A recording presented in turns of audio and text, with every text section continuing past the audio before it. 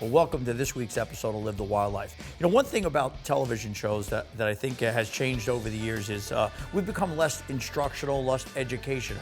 We're not telling people about the places that we live or the places that we hunt.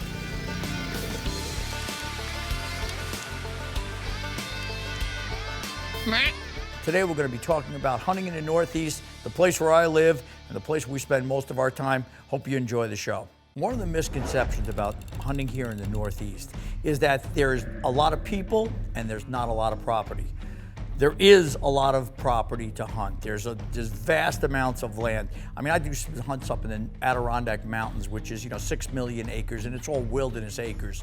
Just beautiful, incredible mountainous hunting. I mean, literally, you could get in the Adirondacks, walk for 10 hours and never come out to a road. We lose people every year. People die up in the Adirondacks. So we do have some mountainous areas, but a lot of our hunting is done in suburban areas. We also have farms and we have other pieces of property, but because of the prices here in the Northeast, you don't have these continuous acres of property owned by one person. So it's very important that we have these animals come through, not push them off the piece that we have permission on. So how do you keep these deer on your property on a place where you can't bait?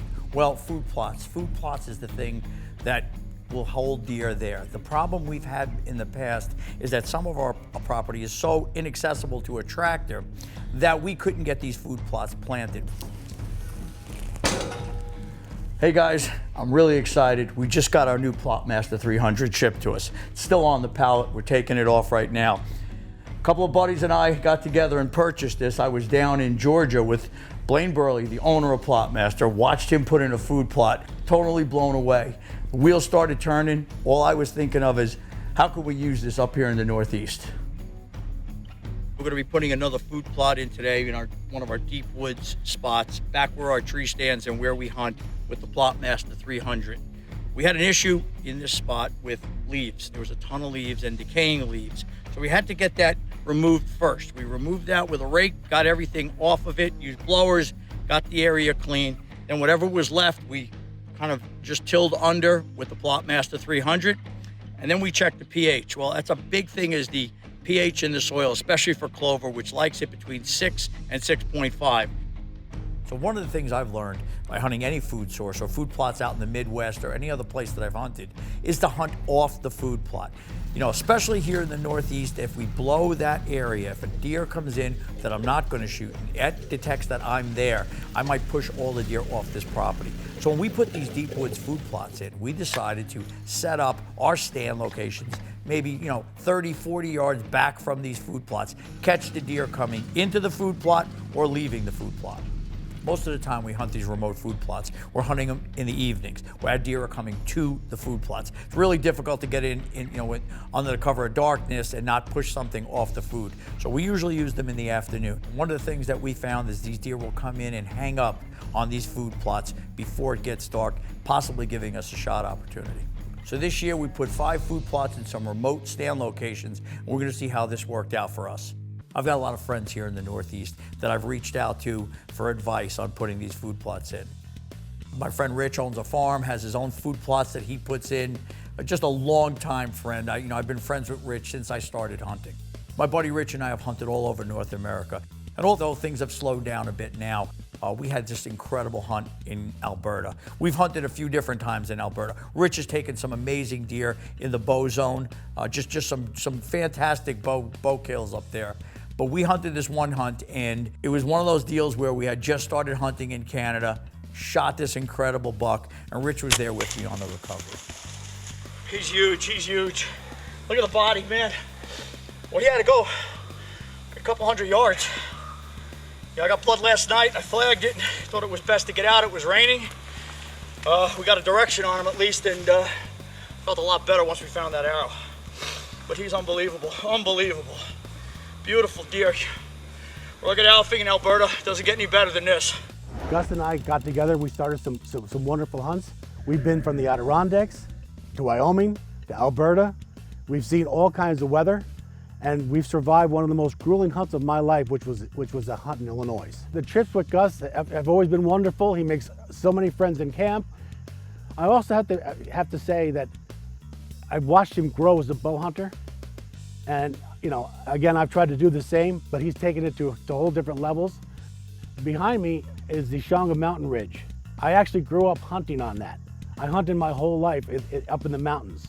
You learn very quickly how to go days on end without seeing a deer, let alone a buck. And when you do have an opportunity, you have to learn, you have to do everything in your that's possibly available to capitalize. And one day we found this piece of property, believe it or not, just 3 minutes down the road from our house.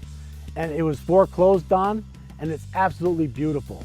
We're putting food plots in, we're putting roads in, we're working, I work every day now. I used to be in the wireless communications business, serving public safety, and now I'm processing firewood every day. And as you can see by the logs behind me, I have a lot of work to do.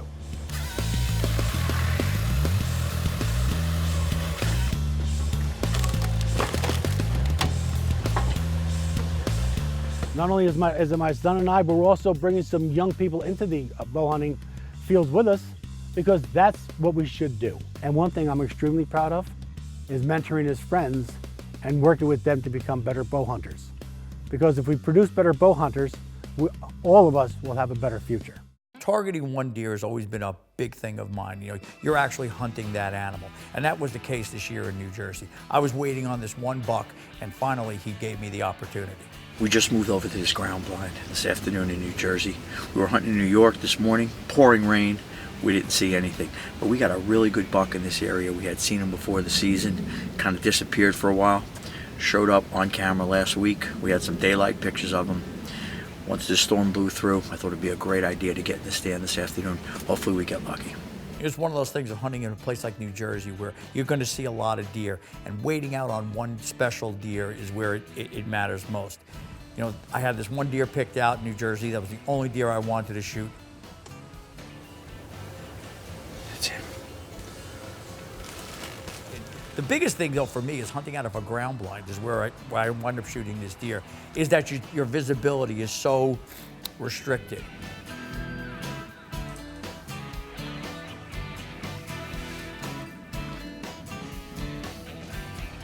Finally, he stepped into frame.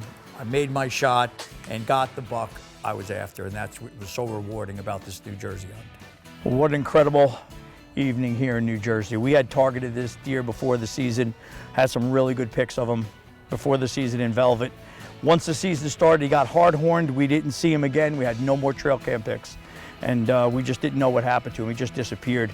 Last week, he showed up again on camera. Today, we got into a ground blind. We had a rainstorm. In fact, we've been having a ton of rain here in the Northeast all fall. Got into the blind this morning, didn't see anything. Got back in again about midday, sat it out till dark, and right before dark, he showed up.